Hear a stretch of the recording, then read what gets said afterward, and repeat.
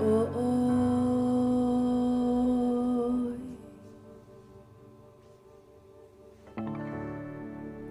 Todo lo que amé, mis triunfos, Dios.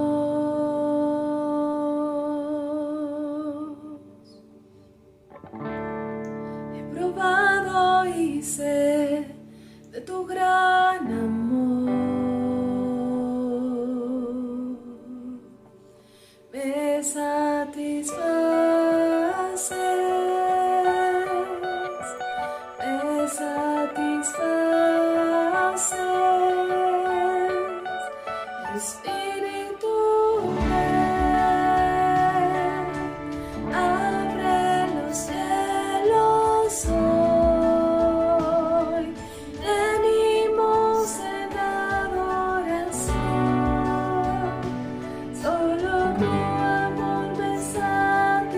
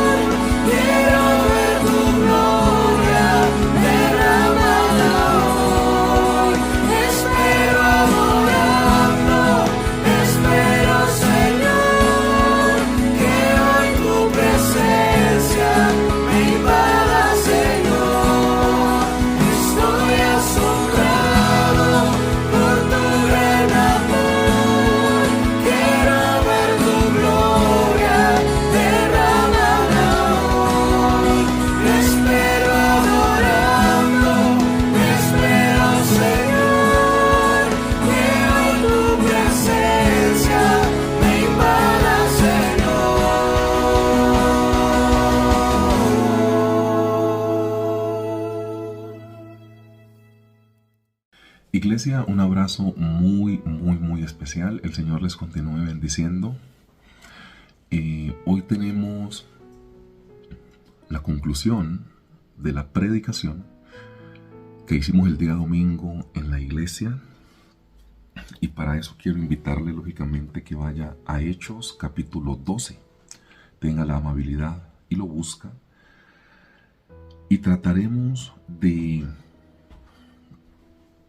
dar dos ideas generales en contraposición de qué es lo que está pasando en Hechos 12, leyendo únicamente el texto del encabezado. Y vamos a contrastarlo con cuando recién el Señor Jesús llama a sus discípulos, ¿ok? Jacobo se convierte en parte fundamental de la historia, así la historia únicamente mencione que él es muerto. O sea, después entendemos que Pedro milagrosamente es sacado de la cárcel por el ángel, pero Jacobo se convierte en la típica persona que le da fuerza a lo que Pedro después encarna, porque el milagro de Pedro no sería tan fuerte sin la muerte de Jacobo. O sea, todas estas características, que Pedro está durmiendo cuando el ángel llega, custodiado por más de 16 personas, con cadenas en las manos, con grilletes en los pies, y Pedro está tranquilamente durmiendo, con la gravedad de que acaban de matar a su compañero y que a unos minutos le corresponde el turno a él. Entonces, si Pedro llevara algunos días en la cárcel, estuviese solo sin la muerte de Jacobo, Pedro estaba dormido porque pues ni peligro tenía, pues estaba encarcelado, pero pues sentenciado a muerte no estaba.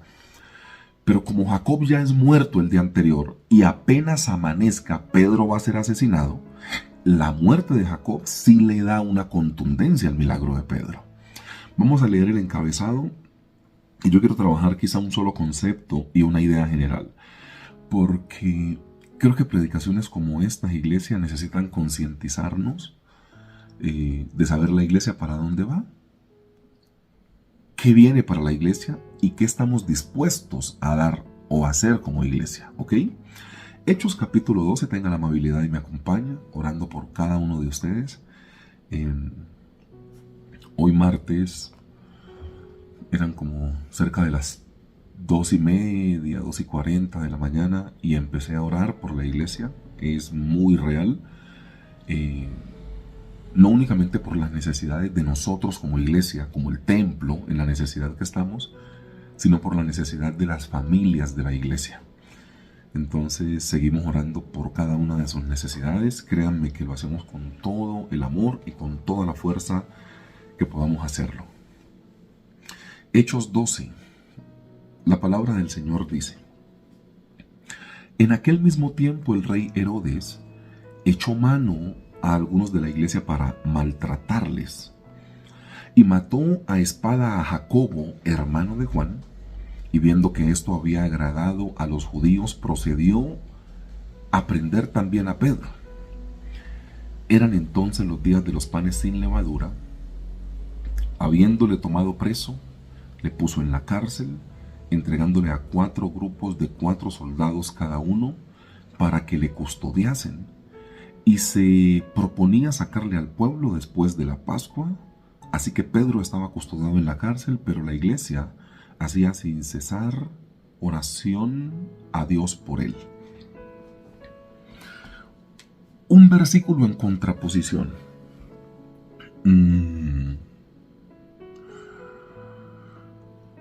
¿Ustedes recuerdan, por ejemplo, cuando el Señor Jesús llama a los primeros discípulos?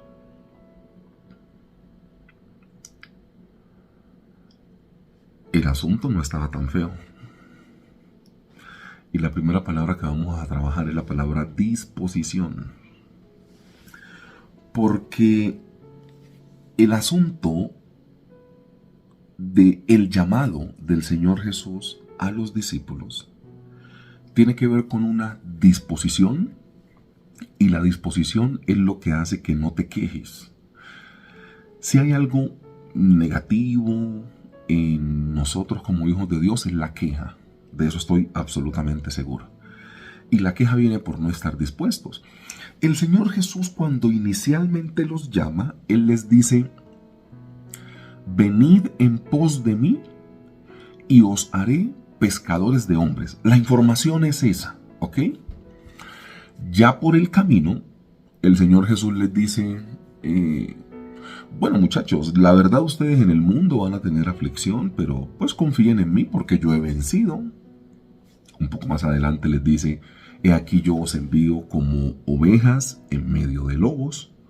Y ya en la última parte, cuando Él quiere descender hacia la ciudad santa de Jerusalén, recuerda que Él reprende a esto que dentro de Pedro sale, porque Él dice: yo necesito ir a la ciudad santa de Jerusalén y ser muerto por ellos, pero el tercer día yo voy a resucitar porque voy a ir a prepararles una morada a ustedes. Y Pedro le dice: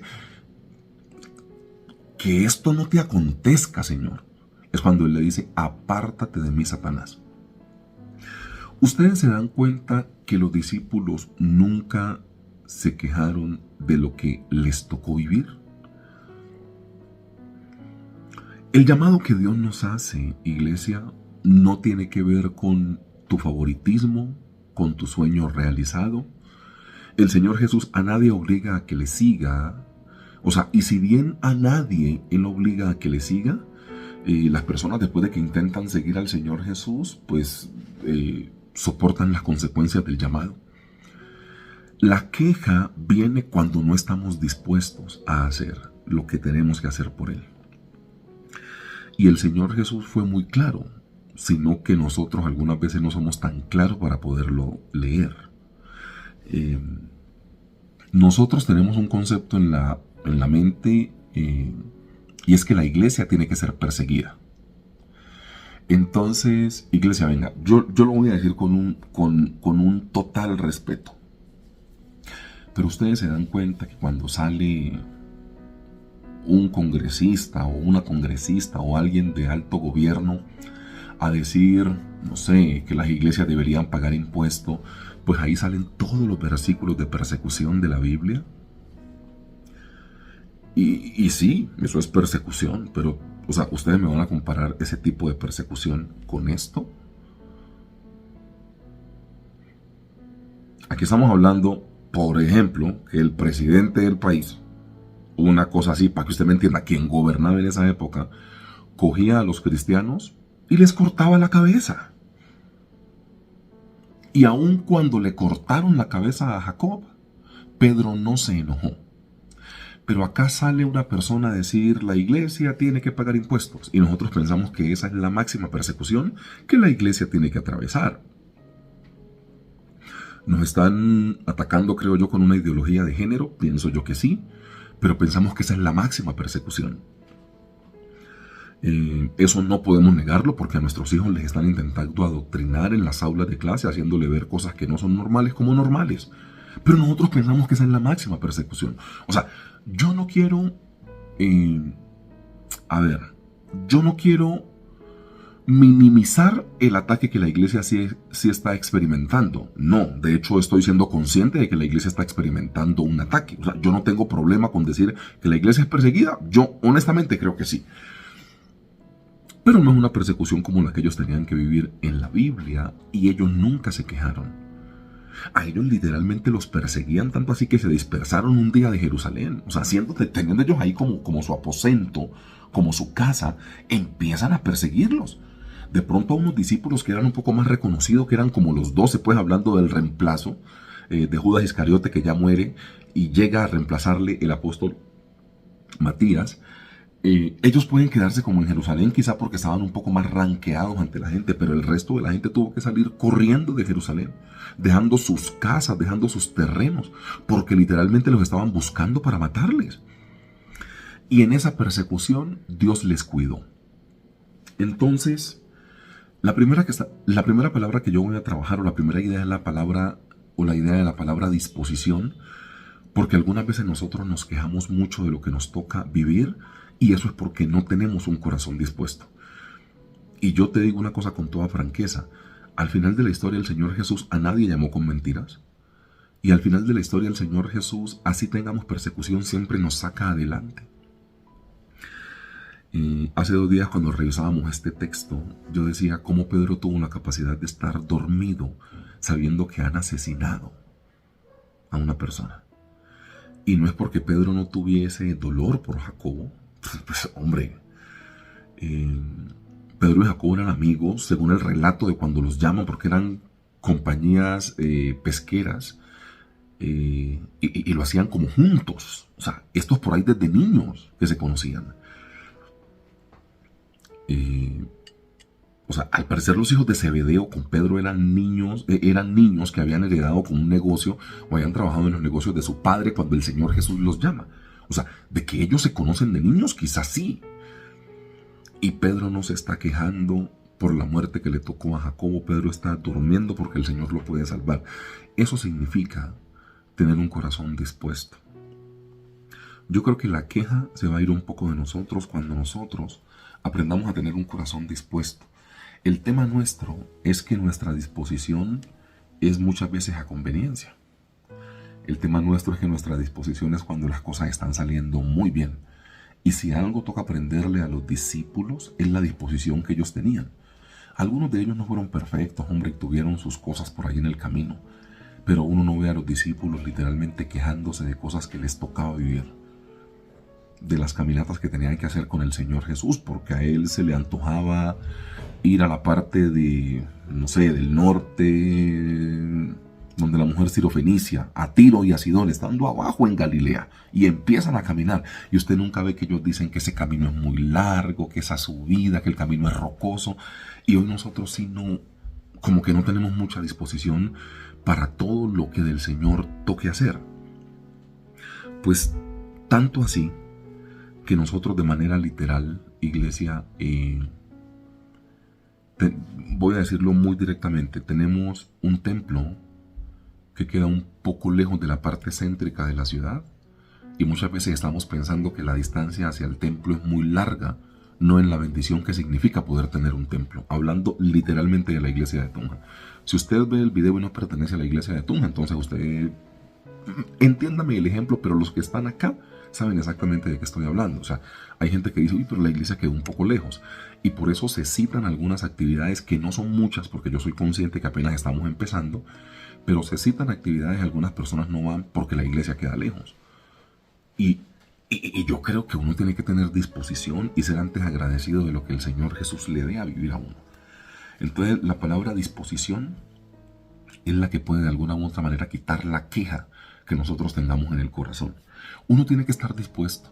Y la palabra disposición Dios siempre la trabajó en la Biblia con asuntos muy fuertes, no como con la de nosotros. O sea, cuando Pablo dice en la carta a Roma que se sujeten a las autoridades porque todas las autoridades son puestas por Dios, los romanos estaban matando a los cristianos, a los creyentes, para que ustedes me entiendan. Y Pablo dice, tómenlos a ellos como superiores, sujétense a esa autoridad que ellos puedan tener.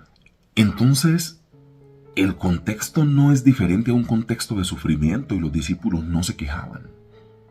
O sea, literal, cuando Pablo dice,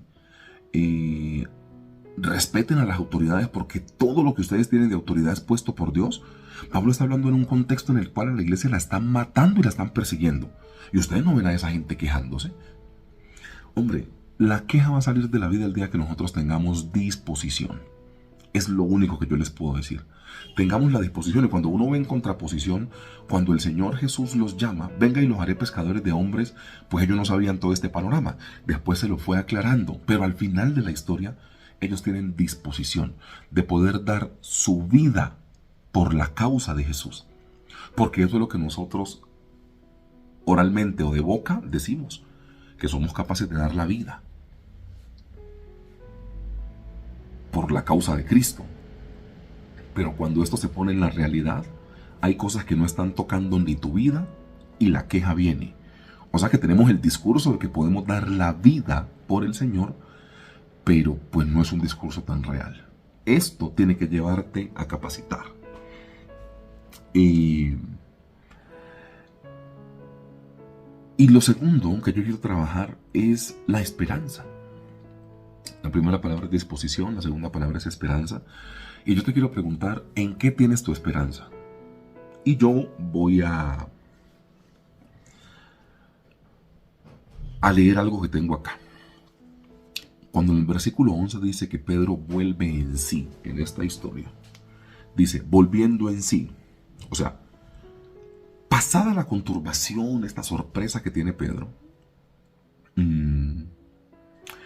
Pedro ya había tenido tiempo en su mente para poder pensar en qué era lo que el ángel estaba haciendo.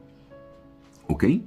O sea, Pedro repasa en su mente todos los pasos que dio, todo lo que el Señor Jesús hizo, y ahora entiende Pedro que verdaderamente el Señor ha enviado su ángel a librarlo. Pero esto como tal es otra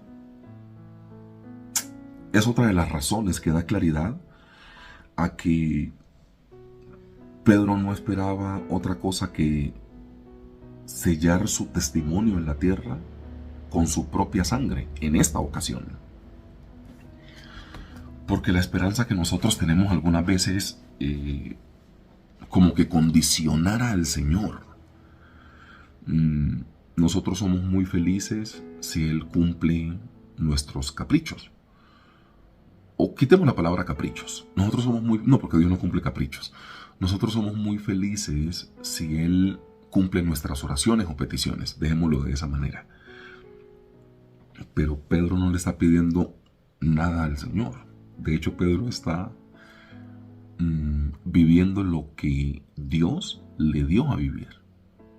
Y esto no es consuelo de tontos, ni una vida al masoquismo, ni una vida de conformismo. Es sencillamente que Pedro está viviendo lo que el Señor le dio a vivir. Ya, no hay otro tipo de discusión. O sea, lo que te intento decir es que la esperanza de Pedro no está en que lo saquen de la cárcel. La esperanza de Pedro está en Cristo. Así lo que le vaya a acontecer sea la muerte. Y cuando nosotros como iglesia empezamos a pensar de esa manera, no interesa mucho ni nuestro nivel económico, ni nuestro estado de salud, si todo lo que le pedimos al Señor en oración es cumplido o no. Eso pasa a ser un asunto secundario.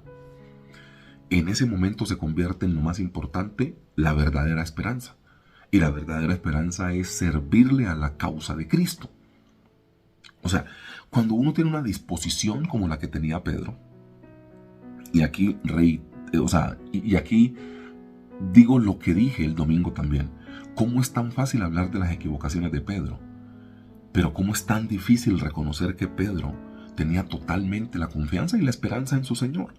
Entonces, Pedro no se queja, él tiene disposición, pero esa misma disposición le hace tener confianza y una esperanza tremenda. O sea, Pedro ya sabía lo que iba a pasar con él. Y aún así Pedro nunca perdió la esperanza.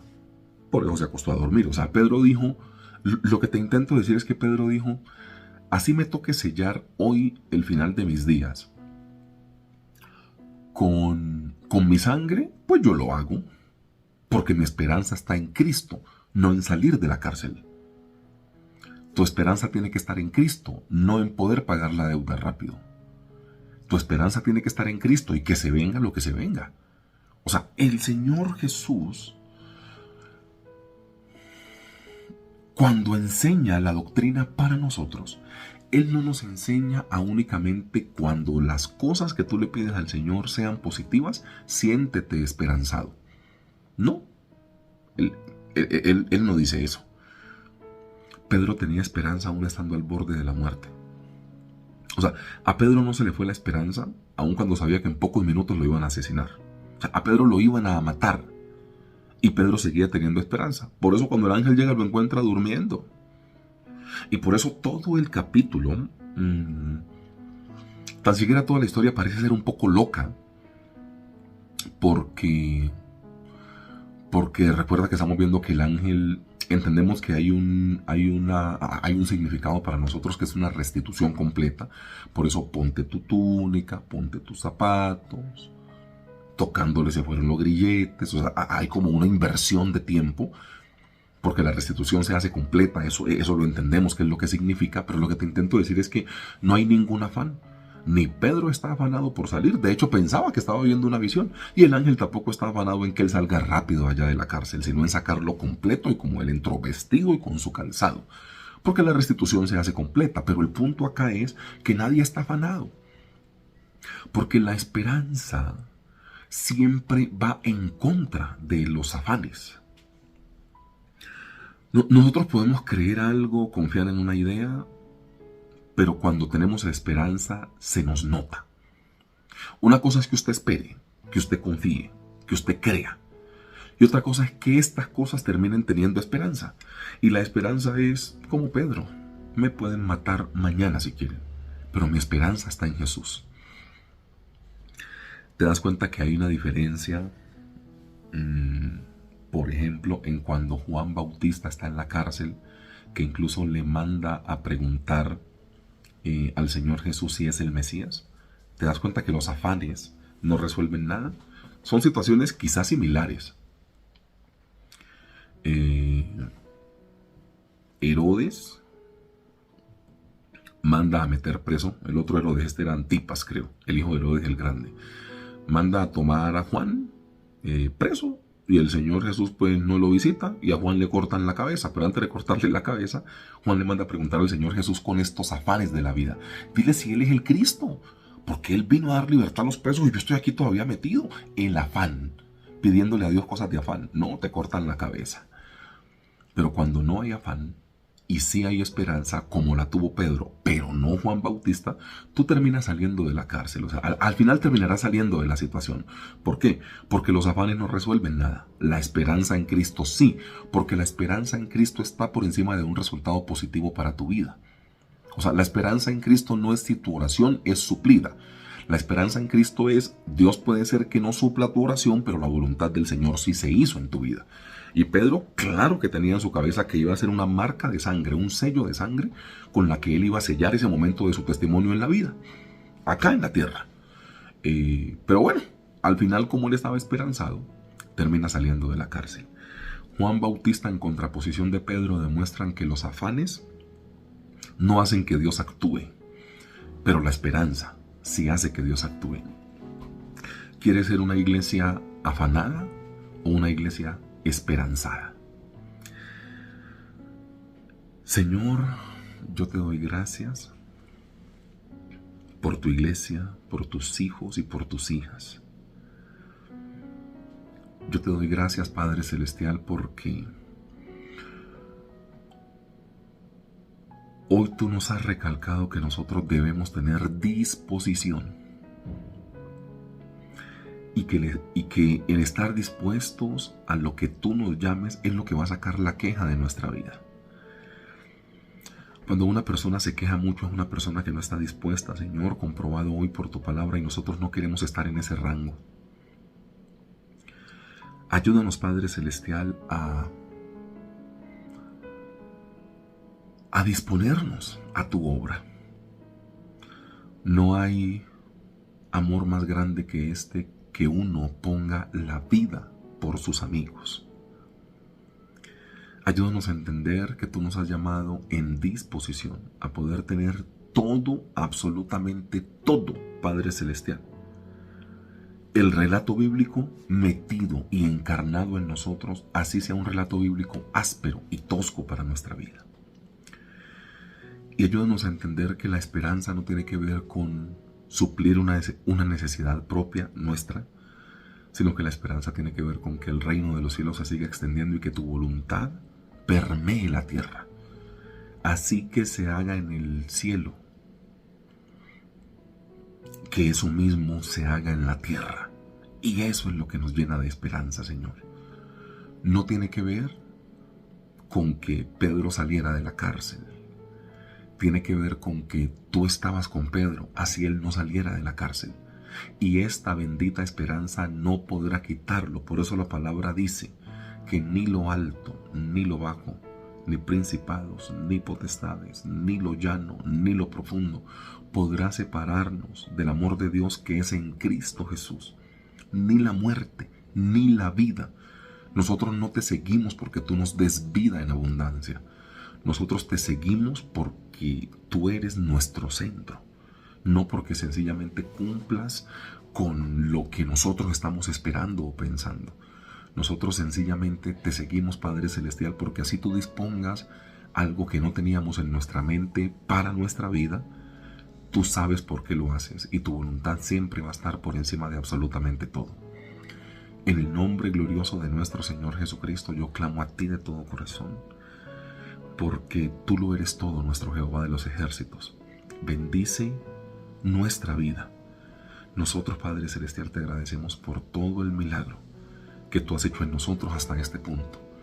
Ayúdanos a tener disposición que quita la queja y la bendita esperanza, así no obtengamos el resultado que nosotros te estamos pidiendo.